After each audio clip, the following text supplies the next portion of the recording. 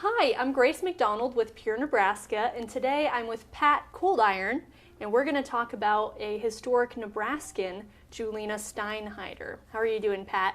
Oh, I'm doing fine today. Well, that's great. So who was Julena? She was of the Steinheider family that was well known over here in Goehner, Nebraska, because at that time they were such a part of agriculture when they ran the co-op in Goehner, Nebraska. She attended school in Goehner, and then she went to Doane College, and she graduated with a degree in mathematics and astronomy.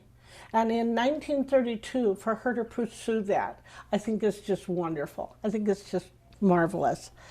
She went on to teach in rural Seward County schools, and then she went on to teach in Wyoming at the Heart Mountain Relocation Center, and that was at that time for the Japanese Americans Internment Center, and she taught geometry out there.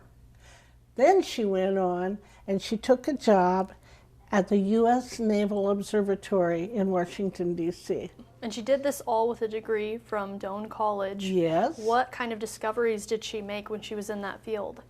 Well, she went out there, and remember, this would have been in the 40s and then in the 50s.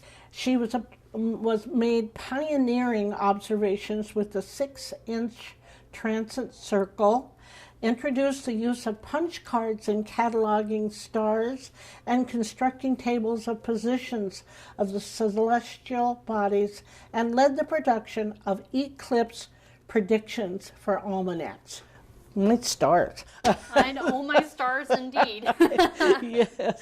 And there's an eclipse coming up for people to enjoy. Could you talk about that a little bit?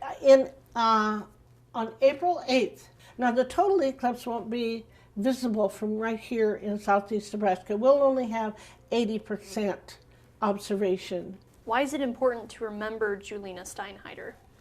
Because of the accomplishments that this young woman made in her education and being willing to step out. Out in Washington and at the U.S. Naval Observatory, they were so impressed with her accomplishments that in 2016, when we did have a total eclipse here in Nebraska, they awarded over 30 scholarships to young women to further their careers, to even think about maybe going into mathematics and astronomy.